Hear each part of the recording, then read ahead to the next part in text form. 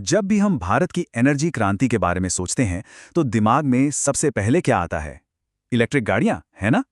पर असल कहानी इससे कहीं ज्यादा बड़ी है और कहीं ज्यादा महत्वाकांक्षी भी। ये कहानी एक ऐसे बदलाव की है जिसका पैमाना दुनिया ने शायद पहले कभी नहीं देखा।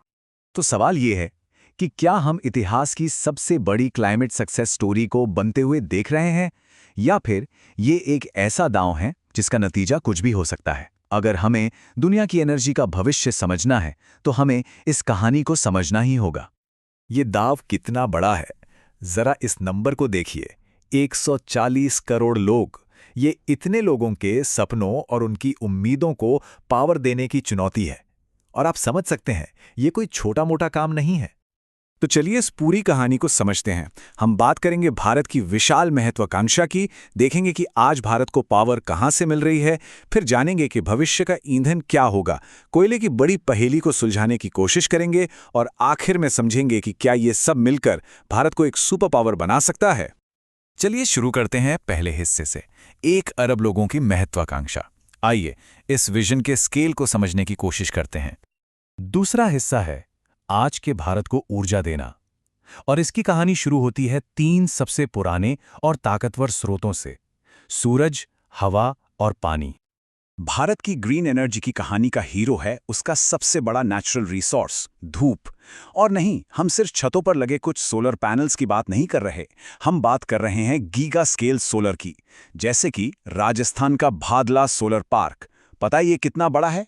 इतना कि पूरा का पूरा सैन फ्रांसिस्को शहर इसके अंदर फिट हो जाए। और ये अकेला पार्क लाखों घरों को बिजली देता है। तो सवाल ये है कि ये सब मुमकिन कैसे हुआ?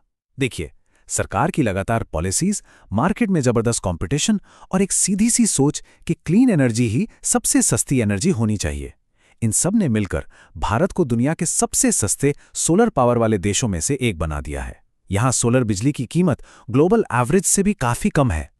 लेकिन एक प्रॉब्लम है, सूरज तो रात में चमकता नहीं है और एक देश को 24 घंटे बिजली चाहिए। तो इसके लिए आपको चाहिए पार्टनर्स, और यही एंट्री होती है भारत की एनर्जी क्रांति के साइलेंट पार्टनर्स की: पवन चक्कियां और पानी। पर शायद इन सब में सबसे जरूरी पार्टनर पानी है, सिर्फ बिजली बनाने के लिए नहीं बल्कि उसे स्टोर करने के लिए। इस टेक्नोलॉजी को कहते हैं पम्प्ड हाइड्रो स्टोरेज। आसान भाषा में कहें तो ये एक विशालकाय नेचुरल बैटरी है। इसका कॉन्सेप्ट बहुत सिंपल लेकिन जीनियस है।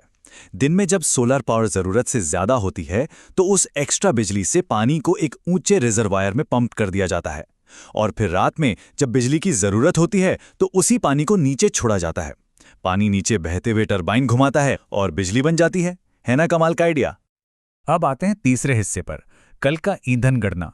अगर सोलर और विंड आज की कहानी है, तो भविष्य की कहानी लिखी जाएगी ग्रीन हाइड्रोजन और बायोफ्यूल जैसे कई ज्यादा बड़े दांव पर। तो ये ग्रीन हाइड्रोजन आखिर है क्या? देखिए, जब आप पानी को बिजली की मदद से हाइड्रोजन और ऑक्सीजन में तोड़ते हैं तो हाइड्रोजन बनता है, और अगर ये बिजली किसी रिन्यूएबल सोर्स से आए जैसे सोलर पावर तो उसे कहते हैं ग्रीन हाइड्रोजन। क्योंकि भारत की रिन्यूएबल बिजली बहुत सस्ती है, उसे इस फील्ड में एक जबरदस्त एडवांटेज मिलता है।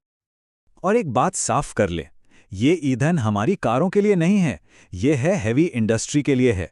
उन सेक्टर्स के लिए जिन्हें डीकार्बनाइज करना सबसे मुश्किल है, जैसे स्टील और सीमेंट बनाना, या फिर लंबी दूरी के ट्रकों और बड़े-बड़े जहाज़ों को चलाना, जहां बैटरी काम नहीं आती।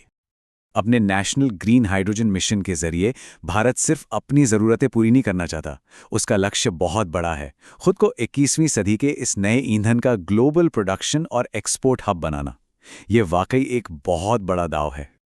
लेकिन हर बड़ी कहानी में एक ट्विस्ट होता है, एक बड़ी चुनौती होती है, और इस कहानी की सबसे बड़ी चुनौती, सबसे बड़ी पहेली है कोयला। दशकों तक यही काला पत्थर भारत के विकास का इंजन रहा है, और आज भी हकीकत यही है कि देश की ज्यादातर बिजली कोयले से ही बनती है।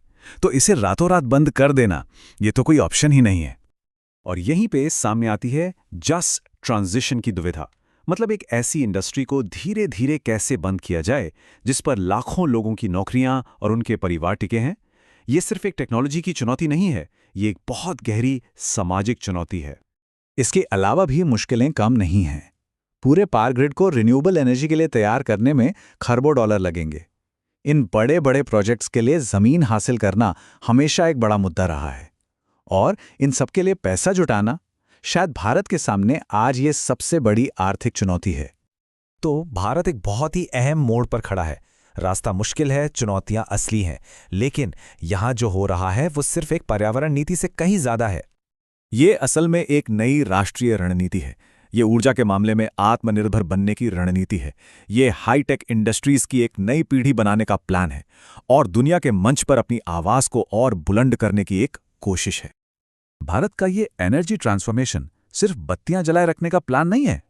ये एक नई तरह की सुपर पावर का ब्लूप्रिंट है। एक ऐसी सुपर पावर जो पुराने पेट्रोल डीजल पर नहीं, बल्कि सूरज की कभी न खत्म होने वाली एनर्जी और अपने खुद के इनोवेशन की ताकत पर बनी हो। एनर्जी के भविष्य की रेस शुरू हो चुकी है, और पूरी दुनिया देख रही है कि 1 अरब लोगों का ये दाव क्या वाकई कामयाब होगा।